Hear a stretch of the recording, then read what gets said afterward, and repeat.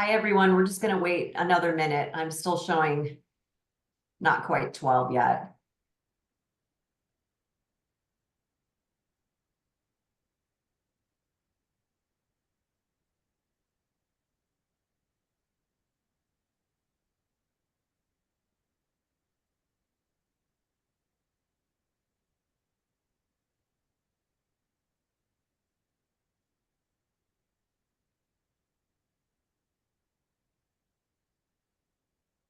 I'll just wait till 12:01 and then we'll get started.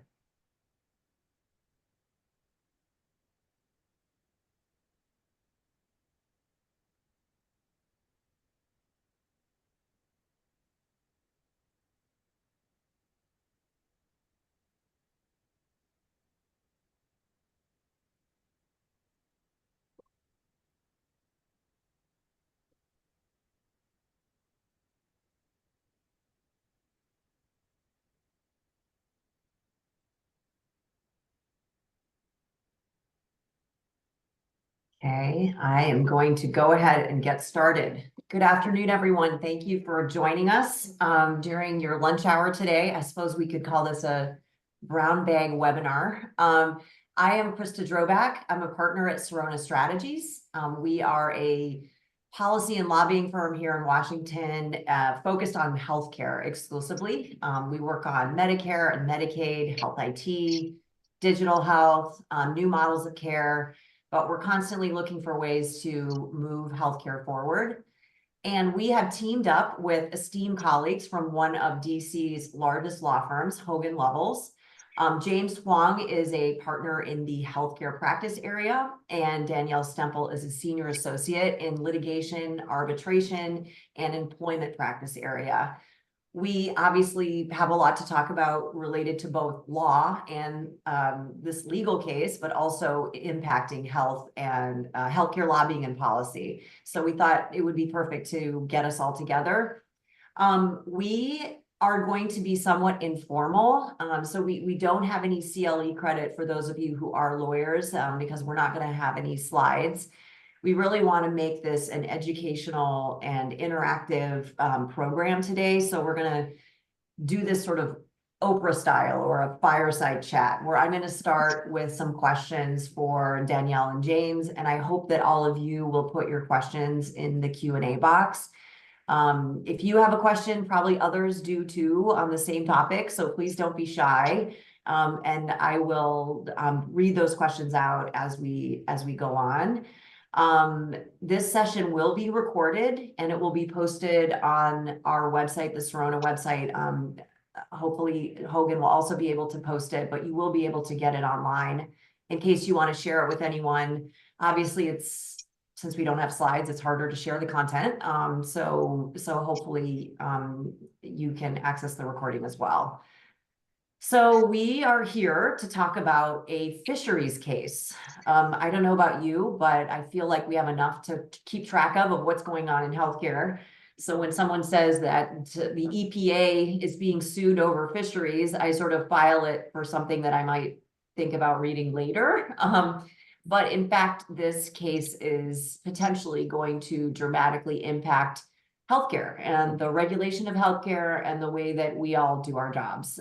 So we thought, the three of us thought we would get together with all of you and at least start a conversation about what this Chevron doctrine is, what it means. I mean, Congress today it makes laws, and sometimes there are multiple interpretations of those laws. And 40 years ago, the Supreme Court said in areas where there are specialized expertise and specialized questions, Congress probably can't answer every question or anticipate things that might come up. So we have to defer to the expertise of the agency and defer to their interpretation.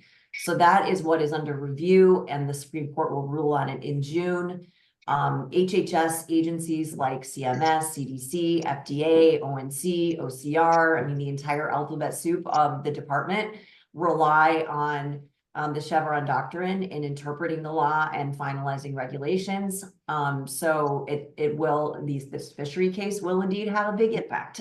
So without further ado, I wanted to start with asking some questions. And Danielle, I'm going to start with you. And if you wouldn't mind, just introducing yourself a little bit more, since I only just gave your title. But I would love for you to talk about what is this Chevron doctrine and why should we care about it? Yeah, of course. Well, thank you so much, Krista, and thank you everyone on the line for having us today. We're really excited to do this webinar and teach you a little bit more about Chevron deference and what potentially might be happening with it in the weeks and months to come. So like Krista said, my name is Danielle Stemple. I'm a senior associate in our litigation, arbitration, and employment group with a specialty in appellate litigation. And I have experience in a wide range of appellate issues. We do everything from pre-litigation advising to trial strategy to appeals before the circuit courts and the Supreme Court. And I've done 5 Supreme Court merits cases since I joined the firm. Before joining, I clerked on the Fourth Circuit and the DC Circuit. And the DC Circuit is the circuit that hears the most Administrative Procedure Act cases, which is the context in which the Chevron issue arises. And I also have worked on a number of healthcare and pharmaceutical cases, including the 340B litigation. And most recently, I was on the team representing Danco, which manufactures mifepristone, defending against an argument that FDA's approval of its product was arbitrary and capricious, which is a different standard than the one we'll talk about mostly today under the Administrative Procedure Act. So what is Chevron? Well, like Krista said, it's been around for a long time. The Supreme Court issued this case in 1984, and it was really a recognition of the way that Congress was interacting at the time with the administrative state and has contributed substantially to how our modern administrative state works. The basic premise of the doctrine is that Congress cannot possibly speak to every single thing. Sometimes it'll use a word that is ambiguous, sometimes it'll be silent on something. And the question is who should get to regulate or step in the face of that ambiguity or that silence. And in Chevron, the court said, subject to some specific criteria, we will generally defer to agencies to do that gap filling. Of course, Congress can always specifically delegate something to an agency. You shall make rules related to payment structures, sort of a thing. So Chevron is really more about when Congress isn't specific, what should we do? This has been incredibly important, like I said, to the modern administrative state. And as Justice Scalia, who was not particularly fond of the administrative state in many ways, even recognized, he said that this doctrine reflects the reality of government and adequately serves its needs. So the doctrine started originally as 2 steps, but as many things, it has gotten increasingly more complex over the years. So now there are a variety of steps and sub-steps. But the basic questions are, did Congress authorize this agency to make rules carrying the force of law? So CMS can interpret the Social Security Act, but EPA can't. Did the agency follow the proper sort of sufficiently formal procedures? So usually it needs to be a notice and comment rulemaking or a more formal adjudication.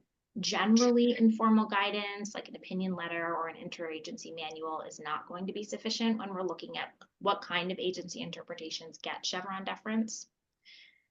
Congress, then we get to step 1, which is the first big question. Did Congress speak directly to the precise question at issue? So if Congress spoke on this and it was clear, then we don't even need to think about whether there's deference. If the best and only reading of the statute is that Congress spoke on it, then that's the end of the matter. Chevron really comes into play when the statute is ambiguous or silent. And in that situation, the court is going to ask if the agency's construction is reasonable or permissible. So if you could interpret this word 2 or 3 ways, and the agency has chosen one, it's given a reason for why it chose that one, the court is going to go with that interpretation. And it's going to go with that interpretation even if the court thinks, the best reading is probably this other interpretation, but both of them are possible. So we have to go with the agency. And that's basically what Chevron does. It's taking that choice away from the court and it's giving it to the agency when Congress has not legislated specifically. Danielle, when an agency, so when I was at CMS, we definitely, obviously everything had to be run by the Office of General Counsel, and we had to think every time we put out a regulation, do we have the authority here? Is this what Congress intended? does an agency go to court and argue that they use the Chevron deference to make these decisions, like that the court doesn't have the authority to step in here? And I think you do have some statistics on how often an agency wins in court. So are they invoking the Chevron deference when they're in court? Yeah, so one of the sort of steps and sub-steps that have evolved over time is that courts generally ask agencies to invoke the doctrine. You can't sort of stumble into deference, which makes sense because if the whole point is for the agency to say, we have a specialized authority or an expertise in this area, we've considered various choices, we think this choice makes the most sense, you need to kind of be doing that purposefully, not just accidentally. So yes, they do invoke Chevron. Although I will say one trend that we've seen, I think as agencies have recognized somewhat the writing on the wall here, and I know we'll talk about this in a minute, Krista, is that they are invoking Chevron less and less. So agencies have been trying, I think, to shift the way that they're approaching these questions a little bit already. So we do have some statistics on this, but they're just, they're from like the past decade or so. So they're not just this past year. But when a court applies Chevron, agencies would win in about 77% of cases. And 70% of those cases are resolved at what's called step 2. So the main 2 steps are, is the statute ambiguous? If it's not ambiguous, then that ends the inquiry. If it is ambiguous, you go to step 2. And the question is whether the agency's interpretation is reasonable. So if you're getting to that second question, agencies are winning 70% of the time, which is quite a lot. So that definitely plays into the general counsel of an organization whose CEO wants to sue CMS. You're really thinking through, could they win on this doctrine? And that calculation could change after a June ruling, depending on what they do. So Danielle, let me stick with you for a minute. James, we're going to talk about some Medicare and Medicaid examples in a minute, because obviously we all want to get to what does this mean for health policy, but I think it's important for us to get as much information as we can from Danielle about the legal aspects of this. So Danielle, what could the court rule? Like, what are the different options that could come out in June? Yes, there are 2 most likely options and then some sort of more fringe possibilities. I think, if you've seen any legal press covering these cases, the most likely option seems that Chevron is going to go away. So we'll get an opinion overruling Chevron saying something like, this is not a thing under the Administrative Procedure Act. The Administrative Procedure Act doesn't talk about Chevron. This is something the courts just sort of created and it doesn't make any sense, so we're going to do away with it. I think that kind of opinion will stress that in a normal situation, courts don't just throw up their hands and say, we don't know what the best reading of the statute is. We'll let somebody else figure it out. Usually what courts are supposed to do is run down all of the tools, and the Supreme Court has given us a very long list of what those tools are.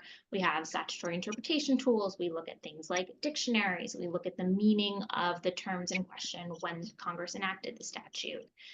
Sometimes we might look at legislative history. What was Congress talking about? We look at the structure of the statute. So how do these different provisions fit together? And would this reading make sense of this provision with that other provision? Or does that just kind of create a weird disconnect? We think about whether interpreting the statute in a certain way would make another provision useless. So usually we don't like to interpret statutes in a way that kind of crosses, puts an X through another part of it, because the whole idea is that every word and every provision is supposed to have meaning. So courts are supposed to run through all of these things, and then at the end of the day, determine what should the statute mean? What is the best reading of the statute? And Chevron is an odd doctrine because it stops the court before you get to that bottom line question. You say, okay, maybe there's competing possible interpretations, but instead of actually going and saying what the best reading is, we'll leave that to the agency. So I think the most likely answer is that we'll see an opinion saying courts need to make that ultimate judgment call about what the best reading is, not the agencies. Congress in that situation will still be able to grant agencies policymaking authority and to delegate specific things to them. So they can still say, you must make rules regarding these price decisions. And those will be reviewed under a more deferential, arbitrary, and capricious standard typically. And I think that the court will also say agencies' views should get consideration. You shouldn't completely ignore the fact that CMS is an expert and has substantial experience. And this is really not an area courts know as much about. But at the end of the day, you, court, are responsible for deciding the best meaning of the statute. So that's So does most this mean likely. that clerks are going to be reading the congressional record and looking at colloquies that might have happened on the Senate floor? Or, I mean, report language is obviously important because that gets to the intent of the committee, but could they be reading, floor proceedings and colloquies? I mean, going really deep on those kind of things. Absolutely. I will tell you, I was reading some floor proceeding colloquies from the 1960s earlier this week for a different case that I'm working on. So that, that's something that already happens already. And I think that's the whole idea behind overruling Chevron.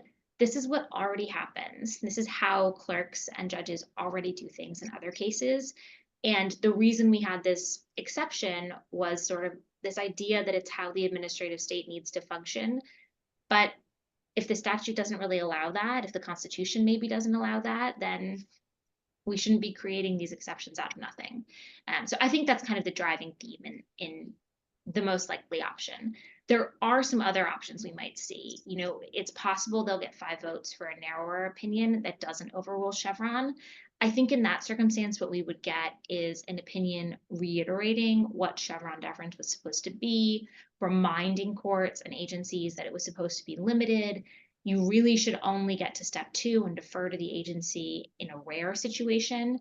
So I said before, agencies are winning a lot under Chevron step 2. And I think what we would see in this alternative world is an opinion trying to stop courts from getting to step 2. So step 2 would still be an option, but it would be the rare case where you say a statute is so ambiguous that the court is not going to make the call and they're going to go on and defer to the agency. And then, there's some sort of other options. There's some questions about whether we should treat it differently when a statute is ambiguous as opposed to silent. So if Congress is legislating on an issue, but the terminology it uses just isn't specific enough, or maybe it used a term that worked in 1980, but just doesn't cover the universe we're talking about now because of technological or policy changes, right? And so, Congress was kind of in the zone, right? It was talking about these issues, but we're going to leave it to the agency to maybe extrapolate. So that's, I think people generally feel more comfortable with that as opposed to when Congress was really silent. And so it maybe wasn't considering this issue at all. And an agency is now stepping in to fill that silence. So we could see an opinion trying to differentiate between that and saying, yes, Chevron deference when it's ambiguous, but no Chevron deference when it's silent. And then there are also some members of the court who think that Chevron deference is not just a problem under the Administrative Procedure Act, but actually a constitutional issue because of the separation of powers. And the idea is that Congress has lawmaking authority and it can't give its lawmaking authority away to the executive branch. I don't think they'll be able to get 5 votes for that, and that would be a more extreme opinion. So AI comes to mind as, potentially problematic. There's obviously work going on across both chambers in the House and Senate on AI, and that is just an ever-changing technology. So, but there's a lot of them. So it doesn't feel like there's going to be any grandfathering of previous regulations. So the day after this ruling, I'm imagining that a lot of business units inside organizations are going to be asking their government affairs and policy shops, what does this mean for us and what's going to happen now? So obviously this is going to unfold over a long period of time, but give us a sense of what happens right away, like the next day after this ruling, when we're all sort of like, what does this mean? What happens the next day? Yeah, that's a great question. The shortest answer is unless you are a fisher who has been operating under the Magnuson-Stevens Act, which is the statute at issue in these cases, nothing's going to happen to you the next day under this opinion, right? It's going to take some time for us to see the effects of it work through agencies and courts. I think, generally just taking a step back, one important thing to remember is that not everything is subject to Chevron. Chevron is just for these more formal statutory interpretations by agencies that have the power under those statutes. So, your informal guidance manual, that's not a Chevron issue. An interpretation of an agency's own regulation, that's not a Chevron issue.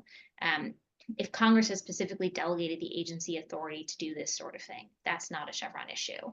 So the universe If they is, say shall, the agency shall, that was one of the questions in the yeah, chat yeah, is shall do something. There's that sometimes there's still an interpretation or ambiguity there. But the shall directive means that the agency should get more deference, even if the Chevron doctrine goes down. yeah. So if it's like the agency shall make rules related to widgets, a rule related to a widget will be reviewed more deferentially. But the question of what is a widget could be a Chevron issue, right? The agency says, oh, well, this doodad is a widget. And the challenger says, oh, no, widget was not defined that way. That is not what Congress meant when they said widget. You shouldn't have the authority to make those rules. So yeah, shall is a good indicator, but it's certainly not a perfect metric for determining what's going to fall into each category. The other thing I That want is, to, oh, go ahead, go ahead. please finish. I was going to say the other thing I want to make clear about like what is not going to be a potential Chevron issue. So if you had a court decision before at Chevron step 1 saying either or saying the agency's interpretation of the statute is the best interpretation, or we're not going to get to step 2 because the best interpretation is this other thing the agency didn't say. And so we don't even need to ask about deference. Then we don't really have a situation in which we're likely to get a different decision in a post-Chevron world. Because in a post-Chevron world, step 1 is all you ever get. You never go to step 2. So the universe of cases that could potentially flip are going to be limited to ones at step 2 where the agency's interpretation wasn't the best. And they only won because the court kind of put that heavy thumb of deference on the scale for the agency. But Great, we thank are going to you. see challenges. We're going to see challenges to existing rules. We're going to see challenges to new rules. There's barriers standing into court, especially in this healthcare world. There's things like the judicial review bars that mean you have to go through the agency first, or maybe the court won't have jurisdiction. There's other things like statutes of limitations. Usually, you have to bring your challenge within a certain period of time. The challengers need to have standing, which has been a big issue in a lot of APA cases. The mifepristone litigation I mentioned, that's not a Chevron case, but it is all about standing. Can these people challenge this agency action in this way? So you've got to kind of jump through a lot of hoops to kind of get to the merits questions on Chevron. And it can take some time for these things to percolate through courts. Preliminary injunctions can move things along faster. But for the most part, maybe you'll see some lawsuits filed day 2 because people have already been working with their lawyers to tee them up and write those complaints. But you're not going to see judicial opinions coming out and saying sua sponte, like, we had a Chevron issue before, but Chevron's gone away, so our opinion just goes away too. It That's not how it changes. works. Somebody has to come to court and be like, your opinion has to go away now. And they've got to jump through all the hoops in order to get that opinion to go away. Implicit grandfathering for a while, at least. Well, your widget example is actually a good segue into some healthcare examples and healthcare implications. So, James, we've talked about the fact that it is sometimes difficult in Medicare to challenge the payment system. It's easier in Medicaid. So we'll talk about a Medicaid example, but in Medicare, you can't, challenge RVUs, for example. But you have mentioned that you can start to look indirectly at things like definitions. So as Danielle was saying, the definition of a widget is something that would, that we could look at. So tell us about Medicare specifically and an example of what we could see, for example, in Medicare. Absolutely. I mean, Medicare is definitely an interesting space where the end of Chevron could have significant implications. But as you say, there are certain unique aspects about Medicare, and there's in particular a special potential need to navigate certain statutory roadblocks that will persist even if Chevron is eliminated. So, for example, as you mentioned, some of the direct legal challenges to many parts of the Medicare fee-for-service payment systems are expressly precluded as against judicial review by statute, and that prohibition will continue to persist even if the court does away with Chevron doctrine. In addition, even where review is available, the statute imposes certain non-waivable requirements, things like presentment of the claim to the agency. Generally, also administrative exhaustion is required, and those additional procedural requirements will persist post Chevron and can sometimes be a delay to getting to court and can especially be a barrier if folks are seeking something like a preliminary injunction. But what that means on the Medicare front is that, although, and Danielle alluded to this, although the end of Chevron could benefit litigants on the merits, they'll need to be pretty thoughtful in how to develop and frame their litigations to avoid being bogged down by those types of procedural barriers, and in particular, the preclusions on review. All that said, there could well be a renewed interest in creative litigation as folks start to look at areas where, there arguably isn't preclusion on review, and the agency has arguably adopted an interpretation that doesn't seem to comport with the most natural reading of the text. And to your very point, I mean, I think the definitional provisions in the Medicare Act may well be one area where folks can start to look because they sort of indirectly feed into the various payment systems, but arguably are in many cases sort of not directly precluded due to how the sort of preclusions on review are worded in the statute. So one example is, for example, Section 1833 has a definition of specified covered outpatient drug, or SCOD. And by statute, SCODs are supposed to be separately paid in outpatient hospital settings. And a SCOD is, by statute again, sort of either a radiopharmaceutical or certain other older drugs. And one quirk of CMS's regulatory policy is CMS actually hasn't interpreted certain types of radiopharmaceuticals, diagnostic radiopharmaceuticals, to be subject to that separate payment requirement, notwithstanding the definition in the statute. And that policy of no separate payment has actually become, a fairly big deal for that particular sector, especially as more advanced and higher cost radiopharmaceuticals have been developed. And it's also acted as an impediment to access to certain novel innovative therapies, things like advanced cancer treatments or therapies for diseases like Alzheimer's, because what a radiopharmaceutical is it's sort of it's a diagnostic agent that's used to screen and detect eligibility for those types of cutting edge treatments. And in the post-Chevron era, I mean, I could certainly see stakeholders in that space looking closely not at directly challenging the payment system, but at that statutory definition and doing a calculation about how the end of deference might well change the odds of success if they want to litigate. And of course, the litigant would need to, more closely dive in to whether attacking the definition will in fact evade preclusion on judicial review. But it could be a situation where, they have a new opportunity in the post-Chevron world to challenge a nearly 20-year-old Medicare regulatory policy that may well not be premised on the best reading of the statute. And that's really just sort of one example of where stakeholders in a particular sector might think about a new Medicare challenge if Chevron goes away. At a more general level, they'll be looking at any area where they can argue preclusion on judicial review doesn't apply, and where the agency appears to have, stretched the words of the statute, the statutory text, to achieve some type of policy objective that might not have been in Congress's original thinking. They might just not have thought about it at that time. And of course, I mean, I suppose litigants will also be potentially looking at areas where courts may have previously signaled that, maybe the agency hasn't been adopting the most obvious interpretation of the Medicare Act. Over the years, there have been, countless Medicare cases, on things like the wage index or other topics. And sometimes courts have been pretty express in saying, well, plaintiff, you have a pretty good reading of the statute, and it may well be like the better reading of the statute, but under Chevron, like that's not really the test, right? The only question is, assuming we find ambiguity, is the agency's interpretation a reasonable one? And in a post-Chevron era, you could potentially see folks, looking at those past situations and seeing if there's new vulnerability. So let's turn to Medicaid, where there seem to be more vulnerabilities.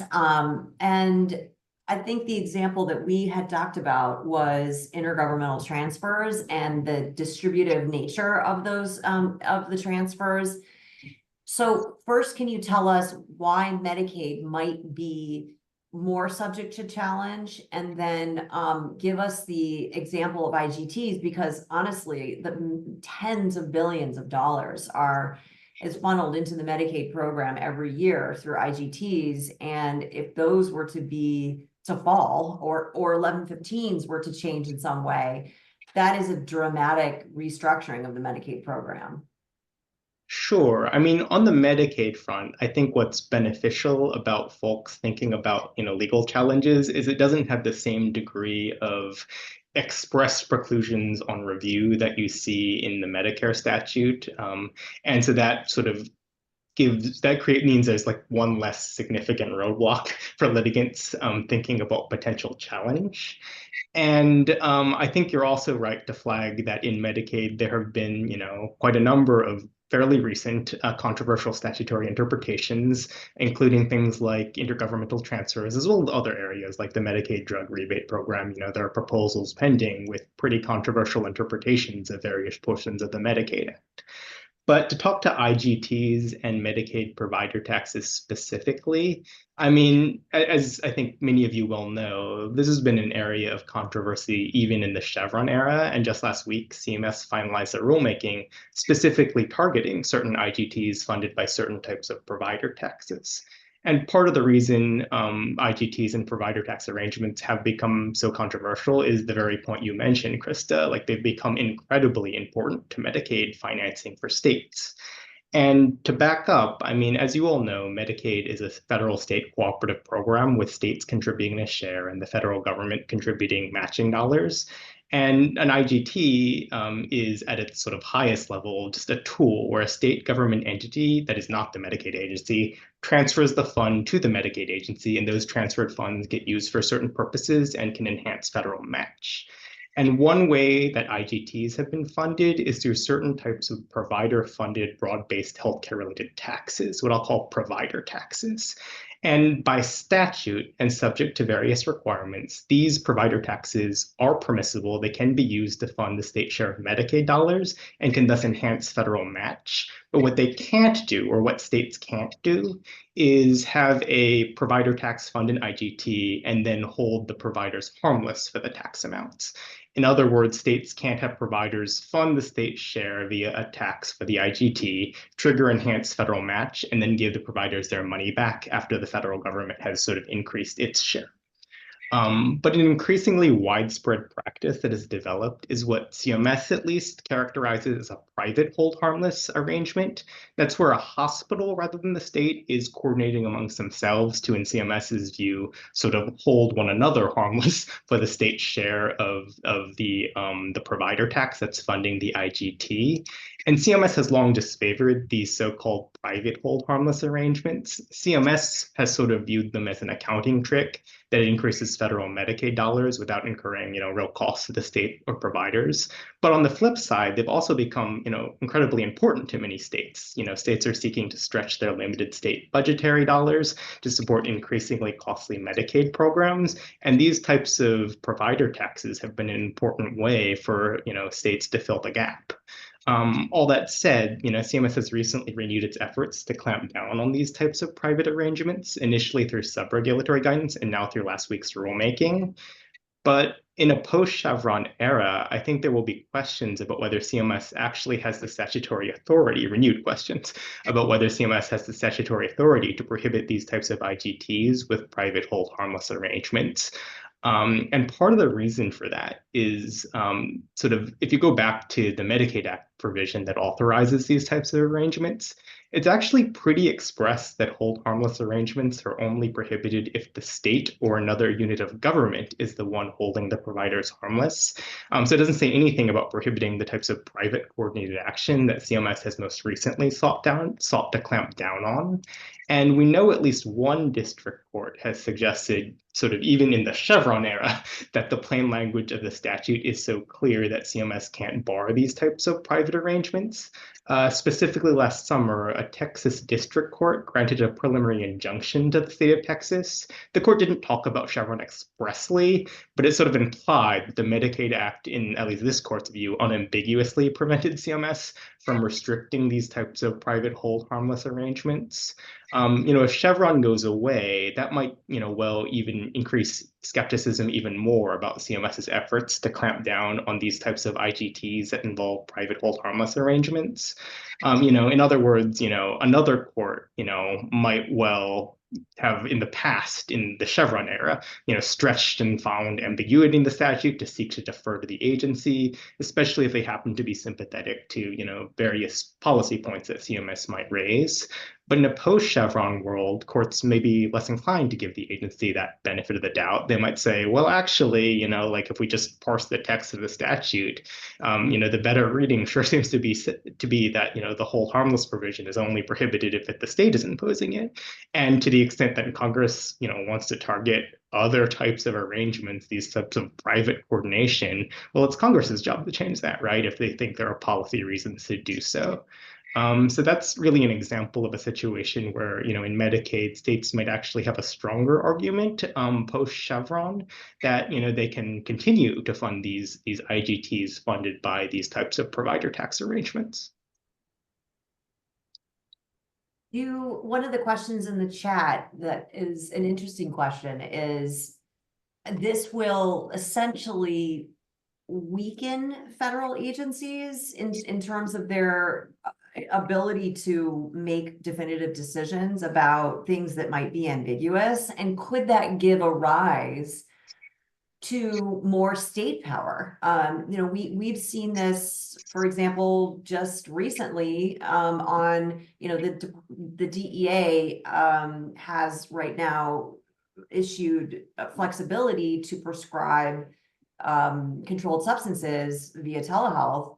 But the flexibility has been in place now for 4 years, and Georgia, wanted to step in and start regulating it at the state level, and eventually decided, well, we'll just wait to see what the DEA does. But a lot of times states look to federal agencies to set sort of what the law is going to be, and if they sense a gap there, they might start to regulate at the state level, in which case we get 50 different state interpretations or regulations. So have either of you discussed at all the potential for a rise of more state legislative and regulatory activity?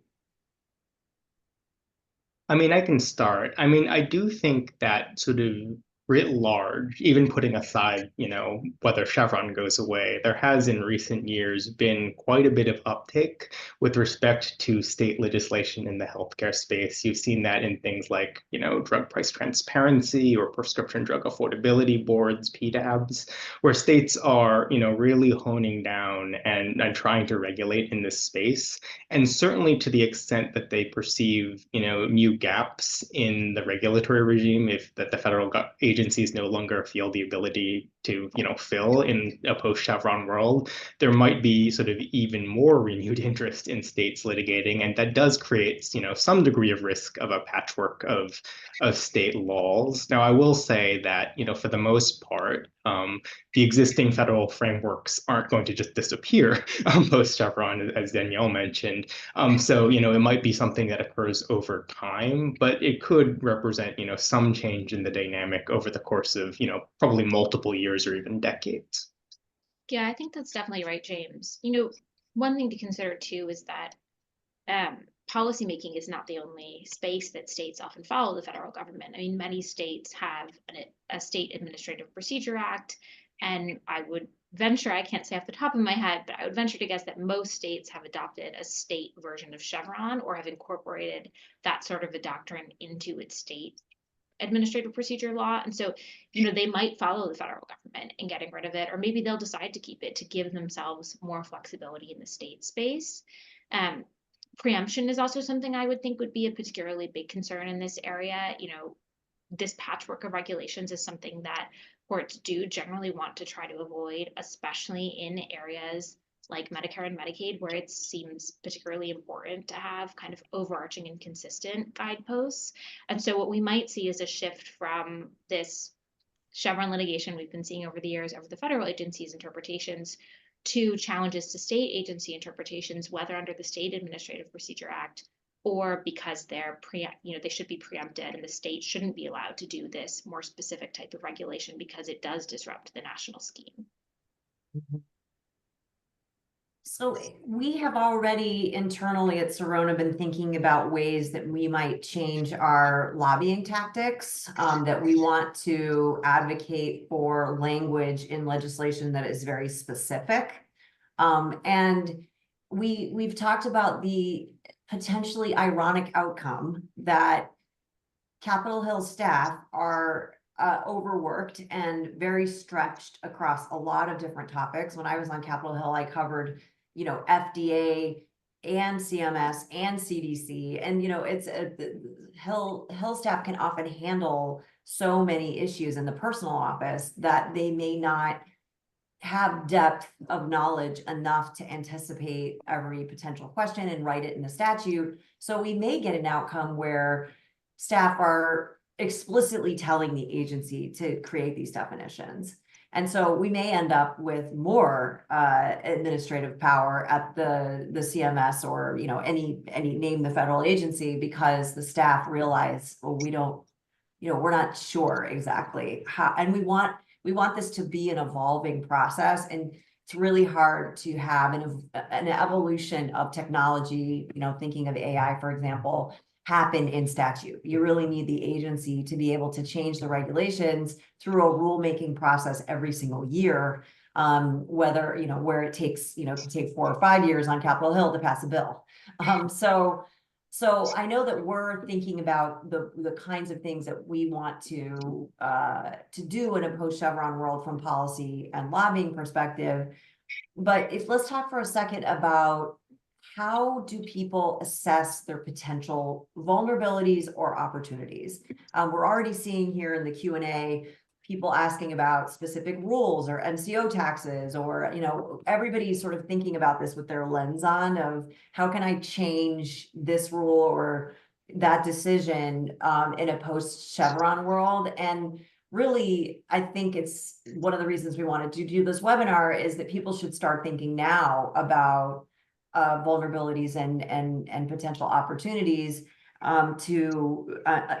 based on this massive change that's going to happen in healthcare regulation. So what are some of the questions that people can start asking themselves? You read the 80-20 rule that just came out, or you look at IRA, or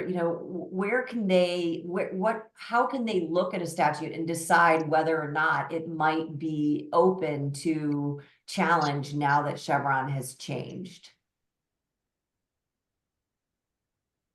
Well, I feel like I'm sort of compelled to say we are here to help you with that, right? Yeah. Like that is one thing we are certainly already doing a lot of for our clients. But in terms of a first line assessment, I think that one of the maybe unique things about this is there are so many technical, legal, like really in the weeds things that we do and that you all do and have so much expertise in. But what Chevron really comes down to is, what does the statute mean on its face? And so that is a basic question anyone can ask themselves. So I will use as an example the Inflation Reduction Act drug price negotiation program litigation, which is something that our firm has been involved in. And so, there's a question about what does qualifying single source drug mean? And you read the statute and then you read the regulation and you see that they don't match perfectly. And you think about, well, is what the agency doing really supported by the plain text of the statute? And could we argue that it's not? And that's just sort of like the foundational question you ask yourself when approaching a Chevron challenge. And then you've got to run through all these judicial review questions and the standing questions and, what does the legislative history say? Like there's lots of other things, but I would say that's a basic one you can start with. And I would also say, think about existing rules that you might either like quite a lot or dislike quite a lot. And you can go back and look at them and ask the same thing. Is the agency really expanding its authority here, trying to take a term in the statute and make it mean something else or stretching it? And that could be fodder for a Chevron challenge. And the other aspect of it is to think about who out there, what stakeholders out there may want to change something that you like, that works for you.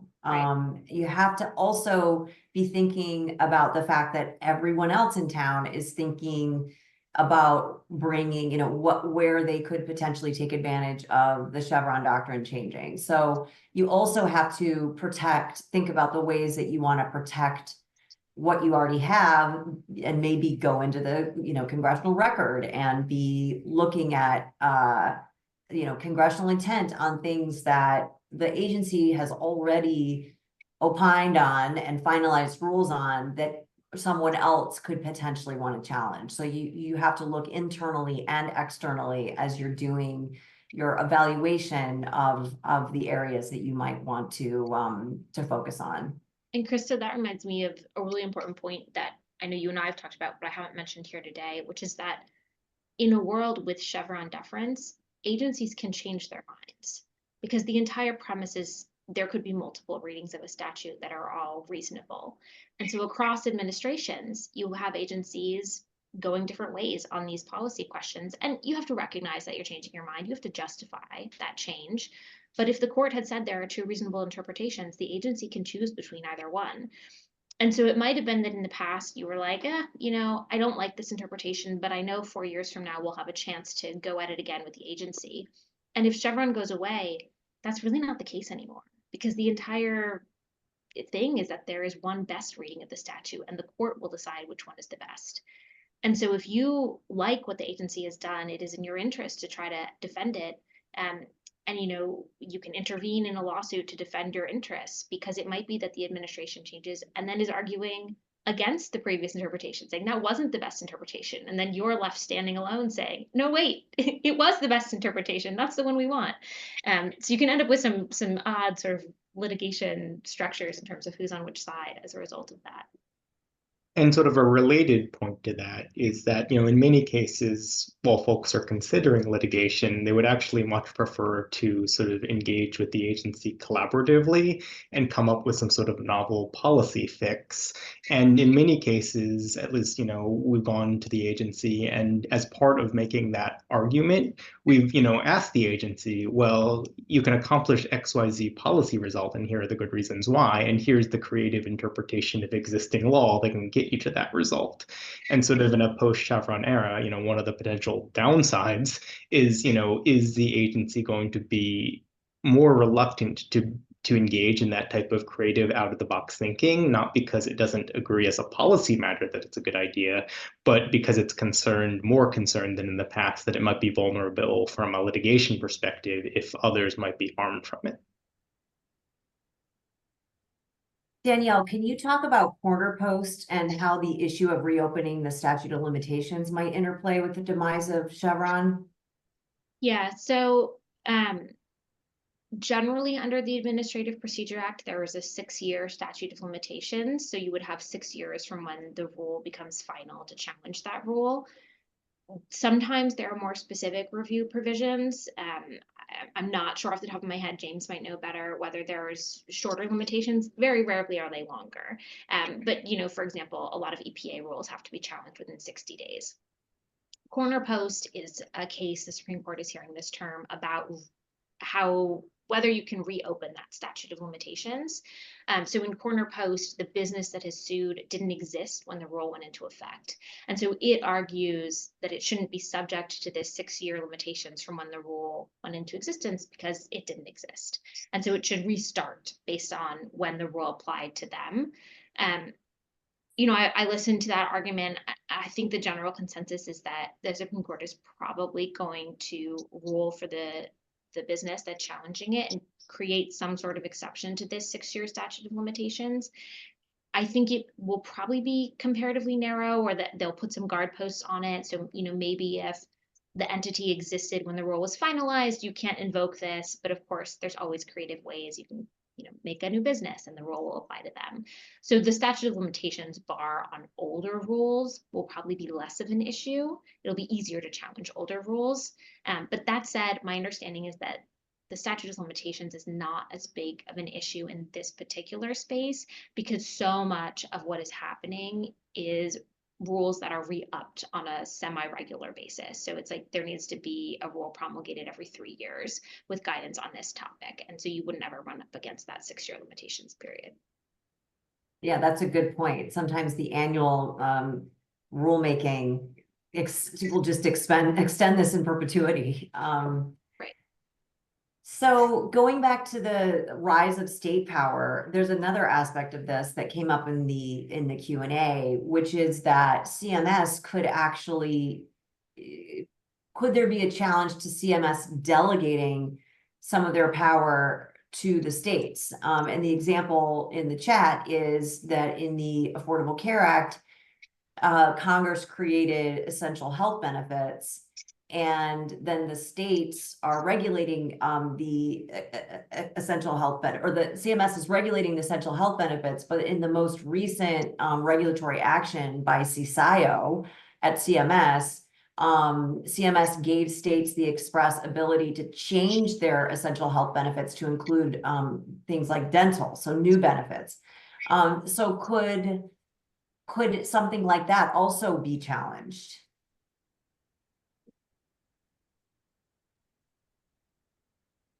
I mean, and I'll say that I'm not an ACA expert, but I would say that, well, in the case of essential health benefits, I mean, I'm just thinking of the statutory definition. I mean, my recollection, it does have some degree of sort of a catch-all where sort of, the agency might be given some greater benefit of the doubt, even post Chevron. So I would suspect that it would likely depend on exactly how sort of CMS framed its specific sort of delegation to the states, but it might not be a situation where, folks would immediately see like incredible increased vulnerability post Chevron, I guess, at least on the basis of that deference doctrine. Yeah, my gut instinct is the same, James. I mean, you might have a challenge, sort of like an overarching challenge to whether Congress actually delegated the bigger question to CMS. Maybe see what CMS is trying to do is an expansion of its authority, but delegating then from CMS to the state seems like it would probably not fall directly under Chevron, unless there's specific language in the statute you could sort of pinpoint in on to say that that's an expansion of the authority. So we focused a lot on CMS because that's sort of the area of expertise for James and I, but obviously this impacts the Office of the National Coordinator and the Center for Disease Control, and I mean, the Office of Civil Rights. I mean, you name it, it impacts everyone. But there was a specific question about FDA in the Q&A. How do we expect the drug and device approvals to potentially change? And I think, Danielle, you have some examples of FDA cases. Yeah, so, just a big picture, all of the principles we've been talking about apply the same here. So, you can kind of look at the statute and ask yourself, is the agency trying to expand on the plain language of the text? And I had done some research on this before. So there were a couple of cases that were step 1 cases. So these are the kinds of things we would still see in a post-Chevron world. So there was a case involving Prevor, I think is how you say it. And the question there was, what does primary intended purpose mean when you're looking at drug and device approvals? And, FDA had tried to say primary is one of the intended purposes. And the court said, no, primary means primary. There can only be one. So if it's not the one, then it's not the primary. And so that's exactly the kind of decision we would expect to see more of if Chevron goes away. There was a there was a step 2 case, which is the type of thing we would expect to see less of in fairing pharmaceuticals. And that was about whether the drug in the 5-year exclusivity provision includes drug products or just drug substances. And there, the court said drug is ambiguous. It's not clear if it includes just drug products or could also include drug substances. So we'll defer to FDA's interpretation that it would include drug products, and because that's a reasonable interpretation. So in a post-Chevron world, depending on the statute of limitations and all the other bars and standing and the things that we've talked about, you could have someone come in and challenge that sort of a determination and say, that's not the best reading of the statute. The best reading of the statute is that it shouldn't include drug products. And so that doesn't fit into the exclusivity provision. And so that's the sort of things you could see people try to flip going forward. I think we have 6 minutes left. We obviously, this is a very big topic with a lot of aspects. And I think so on this data blocking question, we just got one on data blocking, and Serona works a lot on this. And I think my partner, Kristen McGovern, would definitely be able to opine on interagency coordination on health IT and US CDI. I think what I wanted to just leave with is, in addition to, working with your lawyers to understand where you potentially have threats or opportunities, there is also a different way to start thinking about lobbying. And I think it is really incumbent on all of us to impress upon Capitol Hill members and staff the changes that are going to have to potentially take place after the Chevron doctrine changes, because members of Congress don't want the decisions that they've made to get tied up in litigation. I mean, on Capitol Hill, it was hard enough to get a bill passed. We celebrated passages of bills and didn't necessarily want to see things slowed down by injunctions and endless opining on what Congress might have meant when we passed this bill. So I think we're going to have to really, in our lobbying, encourage either clear language or specific authority to the agency. And we're also going to have to, we already recommend that everyone can, contribute to the congressional record and try to get things in the record, questions for the record and statements for the record. But I guess one question I have for Danielle, as a lawyer who has looked at these things in the past, I'm assuming the congressional record is the sort of the number one thing that a court would look at. Going down from there, what are other things, report language or colloquies or things that you would recommend that lobbyists focus on if they don't want the particular thing that they're working with Hill staff on, to get tied up in a Chevron challenge? So this is really interesting for me because that's actually not the number one thing we would look at. Report language is generally seen as much more authoritative than the congressional record. And the reason being, the report is supposed to speak for a broader body, right? And so it's supposed to represent kind of like a more general consensus view on the issue, as opposed to the congressional record where anyone can talk about any specific thing, but you don't know if that carries kind of the weight of all of Congress speaking. So I would say it's most important to get it into the reports. And those explanatory sections in the report where you talk about like why you're adding specific language to the statute can be really useful for lawyers. Yes, and actually policy people too. When we're arguing with the administration on a particular interpretation in a rule, we often look at report language and obviously look through all report language that comes out with the bills, but it just becomes even more important at this point to get good, clear report language in. I think that's right. And I also think this is an opportunity for lawyers, lobbyists, staffers, people at the agencies, everyone to start to think a little bit more creatively about, if Chevron goes away, like you were saying, Krista, what is the specific language we can put in the statute that will cover this issue? Is there a way we can write it so that it will be flexible going forward and will give the agency authority? Some questions that we've been thinking about, like, could you write a Chevron deference provision into the Administrative Procedure Act? Maybe that would tee up some other problems, or maybe you can write it into specific statutes for specific agencies, because perhaps Congress doesn't want to do it for every agency, but they think it's really important to give CMS this authority, you know, under the Social Security Act, and so they're going to write in functionally a Chevron deference provision. And I expect we would see court challenges to that for other reasons, but I think you know, it's incumbent on us to consider creative ways that we can keep legislating and litigating so that agencies can kind of, you know, continue to make the decisions that we've relied on them to make for so long to keep government functioning, or to put those decisions in someone else's hands, depending on what you think.